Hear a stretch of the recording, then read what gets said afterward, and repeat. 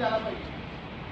तुम्ही जर प्रत्येक वेळी माझ्याच कधी गोष्टीची वाट बघत असला तर हे संघटन वाढणार नाही. एक आमची कंपनी एका दिवशी मी बरगळून पडेल त्यावेळेला संघटना बरगळून पडेल आणि ह्याची वाट तुम्ही बघू नका. तुमच्यामध्ये कधी ती निर्माण करणार आहे. एखादं घर उभा करायचं म्हटलं तर त्याला पिलर लागतात. पिलर असल्याशिवाय छप्पर होतच नाही का होतंय. आणि वाऱ्यापासून जर काही आपल्याला वारा ऊन वारा पावसापासून जर आपल्याला सुरक्षित त्याला भिंती पाहिजे. आत घरात प्रकाश पाहिजे त्याला खिडक्या पाहिजेत का नको. मग प्रत्येकाची जबाबदारी कुणी खिडकी व्हायची, कुणी वाचा व्हायचं, कुणी पिलर व्हायचं, कुणी वीट व्हायचं हे ठरलं पाहिजे. आपल्या ती स्वतःला गाडून घेते.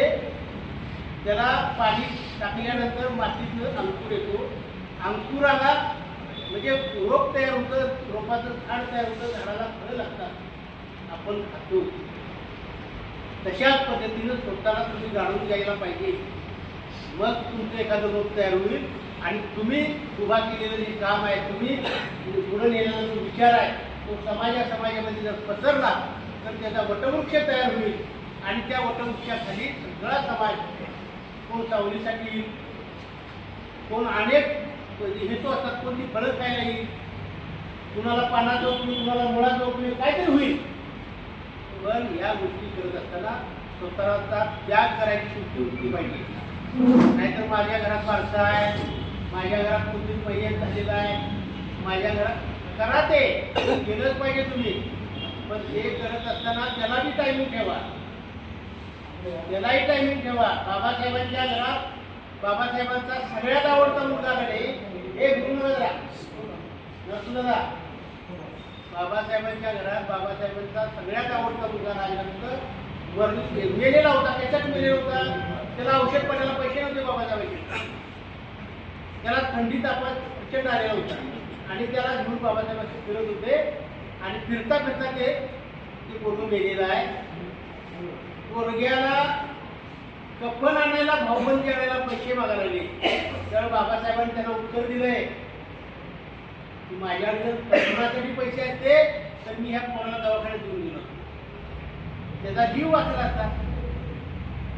परंतु इतक्या बिकट परिस्थितीमध्ये बाबासाहेबांच्या घरात ते पोरगं गेलेले असतात सुद्धा बॅग बाबासाहेब घेऊन 15वर निघालेले आहेत.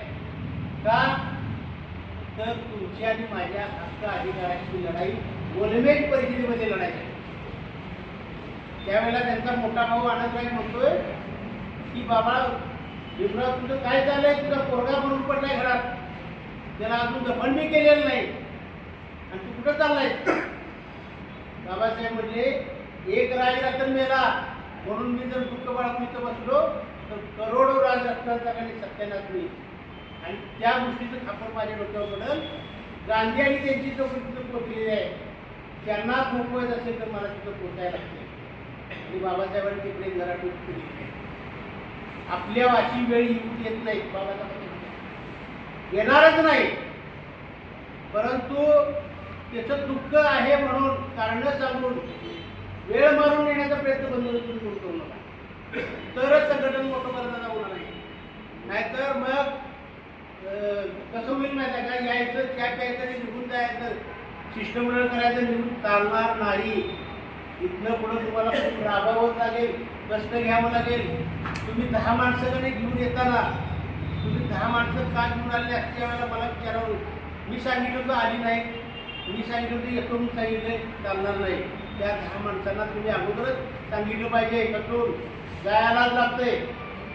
नाहीतर तुम्ही पुढं नुसतं एकटे येणार आणि ते येणार आहेत म्हणजे सांगून वेळ मारून येणार आता. तसं मी काही इथं पुढे चालणार नाही. आता मला ते खपवून घेतलं जाणार नाही. त्या वेळेला तुम्हाला खबरदारीचा इशारा आजच देतो, लक्षात घ्या. तर हे संघटन मोठं आहे. जनशक्ती शक्ती वाढवायची, शक्ती पाहिजे का हा, तर ती शक्ती निर्माण करायसाठी तुम्हाला खूप खूप शुभेच्छा. सर्व नवीन नूतन या जिल्हा कार्यकारिणीमध्ये जे लोक आले आहेत त्या सर्वांना शुभेच्छा. परवाचा कार्यक्रम अतिशय उत्तम आपला झाला. शाहू स्मारक वसंतून गेलेला. अनेक लोकांची अशी मनोभावना होती तो राष्ट्रीय नेत्याला लागलाय स्पर्धा करायला. 100-150 माणसं सुद्धा येणार नाही. आमची ती खरंच स्पर्धा नव्हती. बरं स्पर्धा होती का हो? आमची ती सत्याची लढाई होती आणि त्याच्यामध्ये तुम्ही सर्वजण यशस्वी झाले. तुम्हाला सर्वांना खूप खूप धन्यवाद, तुमचं अभिनंदन. तुम्ही या पुढच्या काळामध्ये जसं या अगोदर आपण एकत्र काम करू तसं एकमेकाच्या हातात काम करूया आणि तरच आणि तरच ही जनशक्ती कधी वाढणार आहे. अन्यथा आमचा सुद्धा कधी एका दिवशी तो ह्याचा फुगा तयार होईल, लक्षात फुटून जाईल. तसलं काय होणार नाही. काय केलं आणि वर्षभरात हे थांबलंय कुठं एकमेकांनी जनशक्ती गेली अशी चर्चा होता कामा नये. मी ह्या निमित्तानं अजून एक तुम्हाला सांगतो, जनशक्ती महासंघाचा पहिला वर्धापन दिन आता आपण ओपन नव्हता केला, तो आपण बंदिस्त कार्यक्रम केला उद्घाटनाचा, पण पहिला वर्धापन दिन हा ओपन आपण करावा. तिथं 2-4 हजार माणसं जमावी. ती 2-4 हजार माणसं जमा करायसाठी ती 2-4 हजार माणसं करायची तुम्ही तयार करायची, तर ते होणार आहे. वर्धापन दिन करताना कधी नुसता झेंडा फडकवायचा आणि पेढे खाऊन 10-15 जणांनी घराला जायचं असं चालणार नाही. तो मोठ्या प्रमाणात आपल्याला करायचा आहे. त्यासाठी ही जनशक्ती तुम्हाला वाढवायची आहे. तुम्ही सर्वांनी निश्चितपणाने घेतलेली जबाबदारी अत्यंत प्रामाणिकपणे पार पाडण्याची मला खात्री आहे. तुम्हा सर्वांचं पुनश्च एकदा अभिनंदन. तुम्हाला भावी वाटचाली खाली शुभेच्छा देतो. माझ्या वाढदिवसाला तुम्ही सर्वजण इतक्या मोठ्या संख्येने झालात, मला शुभेच्छा दिलात, या तुमच्या सगळ्यांच्या मनात मी राहतो आणि या ठिकाणी सांगतो जय भीम, जय बुद्ध.